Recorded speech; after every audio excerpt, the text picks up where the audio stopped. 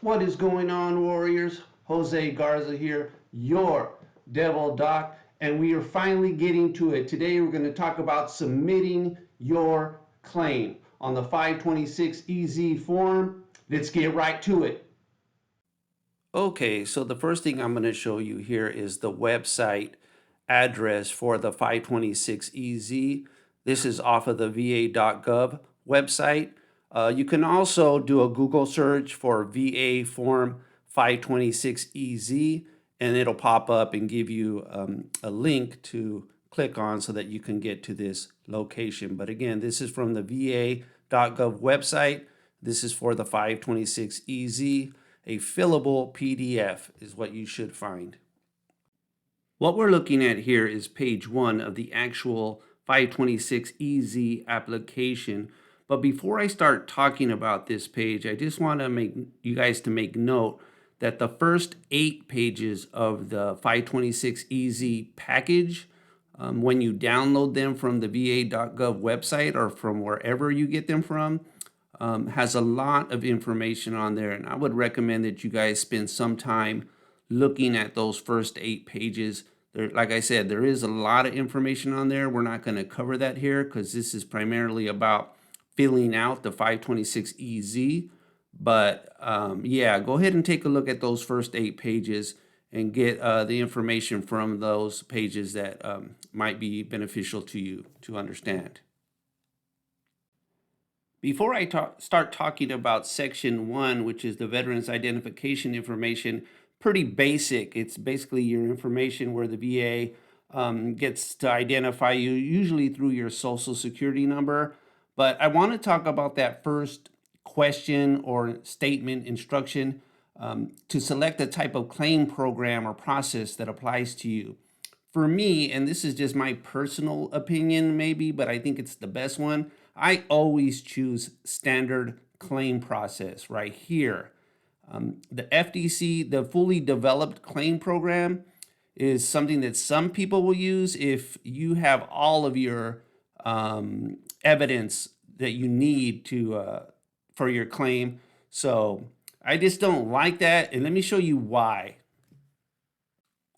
If you have access to the first 8 pages of the 526 EZ application package, you'll note that we're looking at section 3, how VA will help you obtain evidence for your claim. So one of the first things people see when they look at this, they read this, they see the expedited process, that this is somehow going to make the decision or get them a decision quicker than they would if they selected standard claim process.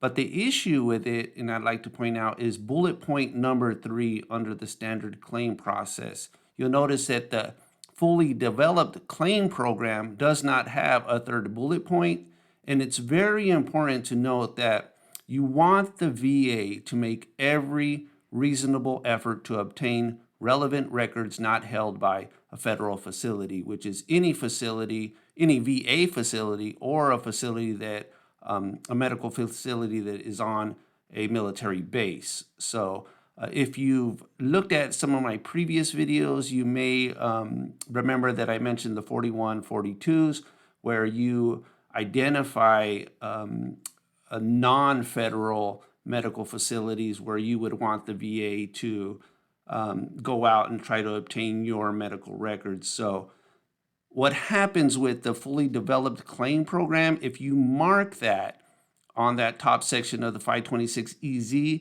it goes to whomever is in charge of the FDC programs, and they'll note that you have submitted a 4142 or whatever, and it'll get defaulted back to the standard claim process. So unless you are really sure that you have every piece of evidence that you would need to support your claim, I just personally would not mark FDC program. So again, it's my personal opinion, and I'm sure you'll get many people out there that say the FDC program is great.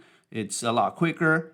For me, it's a whatever. You know, I'm willing to wait the time, go through the standard claim process, and make sure that the VA does everything to help me support my claim by getting my medical records from non-federal facilities. So, okay, so back to section 1, and there really is not much I can say about section 1 other than make sure you check and double check this information, mostly your social security number, or for those veterans that were enlisted or whatever with a VA file number, you want to make sure that that number is correct, but that is mostly for your older veterans.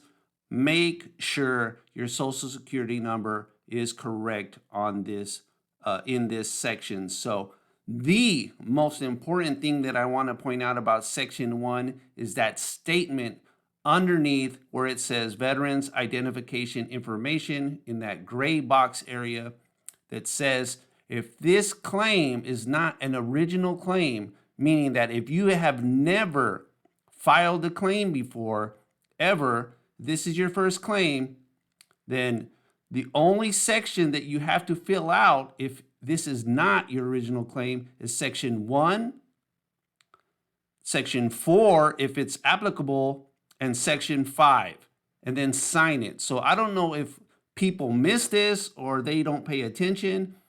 Most people are trying to get an increase on a claim that they've got service connected for previously. If you're trying to get an increase, that means that you have submitted a claim before and the VA has all of your information in the other sections. And the only thing that you really have to fill out, unless you are filing for something that's either PACT Act related, burn pit related, is section 1 to identify yourself and section 5 to identify the disabilities that you're claiming. So that's really important. People get overwhelmed with all the paper that's involved with the 526 easy package and the application itself. But again, section 1 and section 5 are all that is required if you already have a rating. So it makes it really easy. Fill out your name and social security number and then list the disabilities that you are claiming on this particular claim. Section 2, for a change of address, this form can be used to change the address on file with the VA. We're not talking about this right now, so we're going to breeze right through it. Section 3, homeless information. Again, this is not one of the sections that is required. If you are in a homeless situation, then there are many other things that we can discuss. We're not going to cover that here, but if you are in a homeless situation, go ahead and fill this out. Otherwise, we're going to skip through this section as well and talk about the sections that are primarily involved with submitting for disability. So on to the next one. Section 4, exposure information. Now here is where we are going to spend a little bit of time because section 4 is very important for our war veterans, our war warriors. So what you're going to do here is you're going to look at question 15A, where it says, are you claiming any conditions related to toxic exposures? You're going to mark yes. Here, mark yes in this box. And then 15B and C basically identify you as either a Gulf War veteran or a Vietnam veteran. So 15B being for the Gulf area, 15C being for the Vietnam area. So all of you Vietnam vets that have been exposed to Agent Orange are going to mark yes on 15C, no on 15B, unless you are one of those veterans that have been in both areas, which would be good for you. But yeah, one thing that I do want to point out that I can speak on from my own personal profile is that I have marked 15D. So have you been exposed to any of the following? And what I have in my own personal file is a military occupational specialty, an MOS related toxin, in addition to radiation. As a biomed repair tech, as a hospital corpsman, I was exposed to radiation X-ray equipment that was malfunctioning that I had to repair. You can see there also there's a contaminated water issue at Camp Lejeune. A lot of veterans might fall into that. If you were in an area where there was asbestos exposure, all of these other things, yeah, so, but primarily, like I said, with mine, I have a military occupational specialty. I was exposed to in the medical. If you guys were medical people, you might have been exposed to certain diseases, TB related issues that you might be having issues with.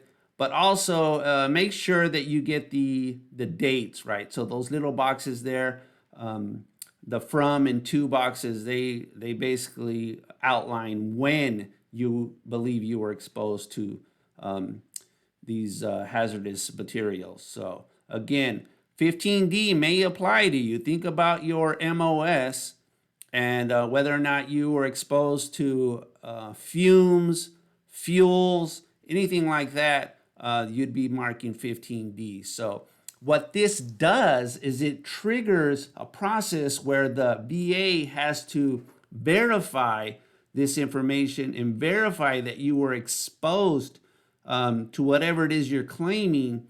And then what that does is it triggers the VA to write what's called a TERA memo and put that into your profile for future reference. Let me talk about the TERA memo though here for a little bit. Okay, so some of you may be asking, what is TERA? What does TERA mean? So TERA stands for Toxic Exposure Risk Activity. So this is what this is. And like I said, when you mark those boxes, it triggers a process where the VA goes out and verifies that you served where there were occupational hazards. There was, some sort of toxic exposure. So once that's in your record, it's noted within the VBMS system, the VA system, that you are a veteran that was exposed to certain toxins. So you definitely want that in your profile. And this is something that your VSO can check. One of the things that if you're working with the VSO, you can go in and ask them, hey, do I have a TERA memo in my profile? So that just makes it a lot quicker. For one, they verify that you were exposed. So a lot of the presumptives, if you're claiming any, will be confirmed. And then also in the future, they just won't have to go through this process again. And they'll know that in your profile, it's noted that you are a TERA veteran. So, and here another note that I found on the VA website. So this is talking about veterans who never deployed as part of a conflict, but were exposed to toxins or hazards while serving in the U.S. So this has to do with what I was saying as far as your MOS, right? If your MOS was one of those that had you exposed to certain fumes or fuels or anything like that, the things that are listed here, then this is kind of some information. You might want to pause here and read through this, but this is off the VA website as well in an article that I found regarding TERA. So take a look at this, take some time to take a look at that. And here we go, Section 5. This is what it is all about. So this is where you list your disabilities, the disabilities that you are claiming on your 526EZ. You can see here they give examples. It's at the bottom of page 10, and then the actual entering of the disabilities is on page 11. On page 11 there, where you see those 4 columns, I generally would not put anything in the middle 2 columns unless it was like Agent Orange, like it says, e.g. Agent Orange, radiation or burn pits. If it was a disability that was due to one of those exposures, I would put that in that second column.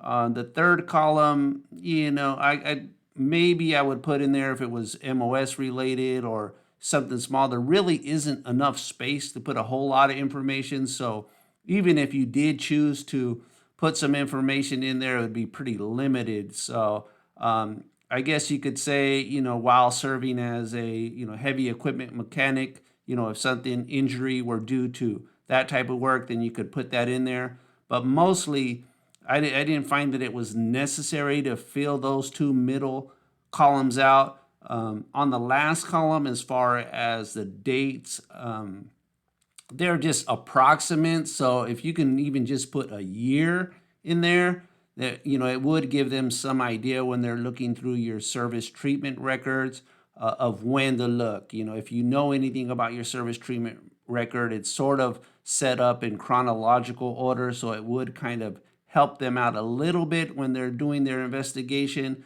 to kind of see where or what year, when I should say, that disability might have happened. So there may be, some sort of sick call note or, BAS note or any medical facility note, medical hospital note in there in that approximate date. So that's kind of where that might help out. But mostly, and this one is the list of current disabilities. And again, you can use as many of these pages as you want. There is an additional page at the end of the application where you can list additional disabilities. But even if you need more than that, you can continue to use several of these pages.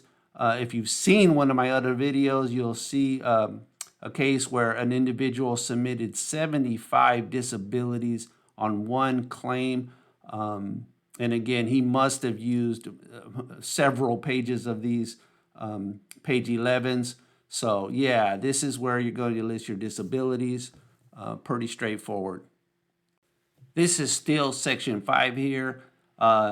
Question number 17. This is where you list, it's pretty important. This is where you list the VA medical centers or any federal medical treatment facilities where you got treatment after discharge. So most people probably don't read that, but this is if you went to a VA or any government medical facility to get treatment, you want to list that here because all they are going to have, all the VA is going to have is the treatment information that is in your service treatment record. So anything that would have happened after discharge, they're going to have to pull. Again, they will not need permission to do this.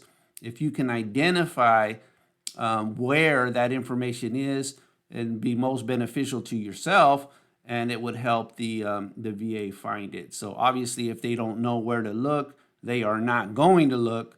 But yeah, if you need more space here as well, you can use additional forms to put that information in there. But this is for VA facilities or federal facilities, medical facilities that you got treatment at after discharge. Section 6, this is your service information. Again, this is not one of the sections that you have to fill out if you have ever submitted a claim before. If you are currently rated, you do not have to fill this information out, but most of this information is going to be on your DD 214, which the VA will have access to. So again, this is not required if you already have a rating or if this is not your first 526 easy application. So we'll move on.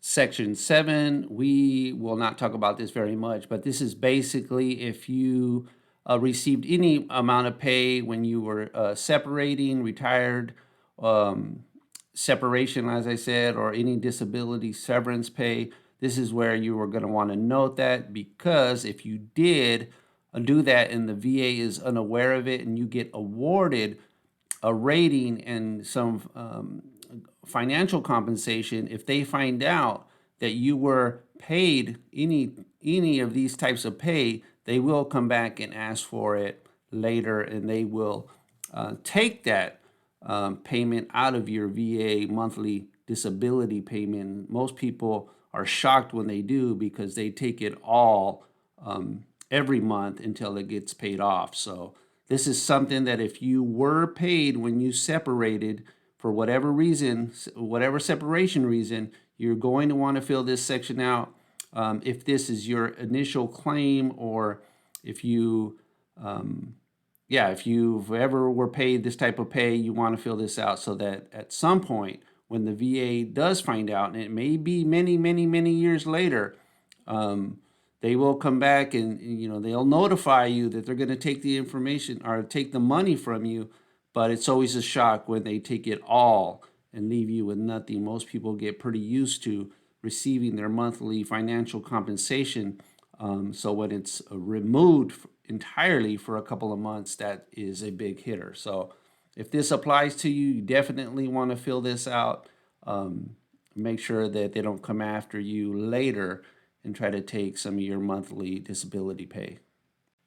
In Section 8, obviously very important. This is your direct deposit information. If you want to get your compensation as quickly as possible, if you get awarded a service connection and a rating, a compensatable rating, you want to make sure that they have your banking information available so that they can direct deposit that to you. You do not have to fill this out, however, if you already are receiving monthly compensation.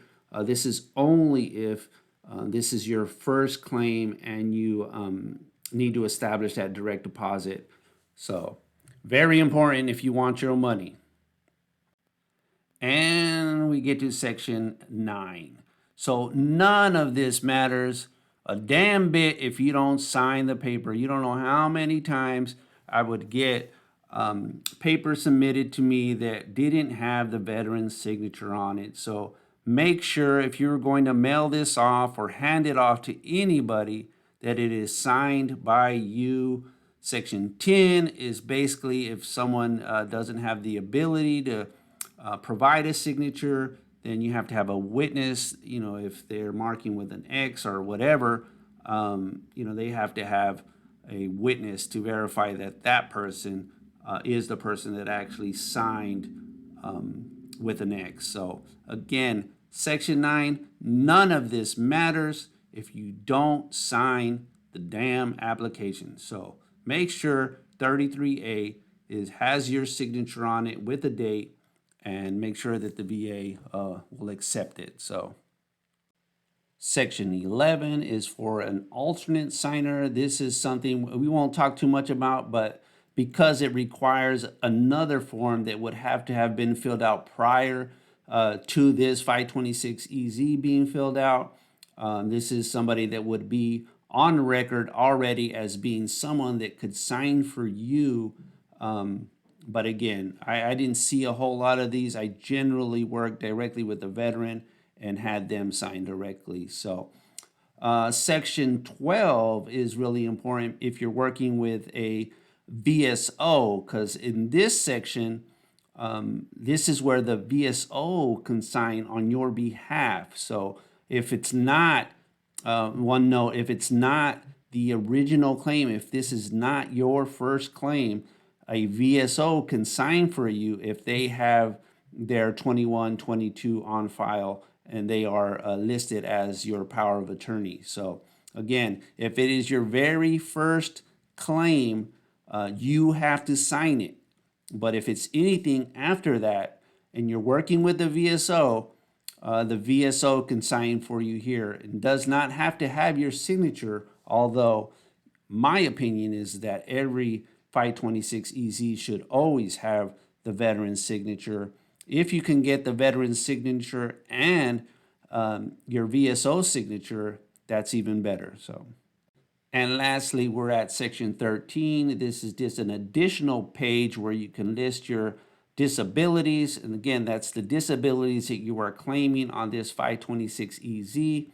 If you need additional pages, go ahead and print additional section 13s and list those on there. It's unlimited the amount of pages you can use.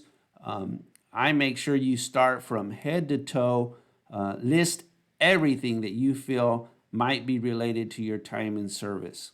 So with that, that is everything as far as the 526EZ. Make sure you get it to your VSO. Make sure you mail it in. Make sure you, we didn't talk about submitting your claims online through va.gov. But if you are using the 526EZ primarily what you're going to want to do is either give it to your VSO or mail it in to the address on the form. So that is it, folks. That is it, warriors. Good luck on your VA claim. And we're going to start moving into what to do if your claim gets denied, what the appeals process is. But for now, like I said, start from head, go down to your toe, and list every disability that you feel might be even slightly related to your service, and let the VA decide whether or not there is a service connection there and whether or not you should be compensated for it. So good luck, guys. We'll talk again here in the future. Have a good one, warriors.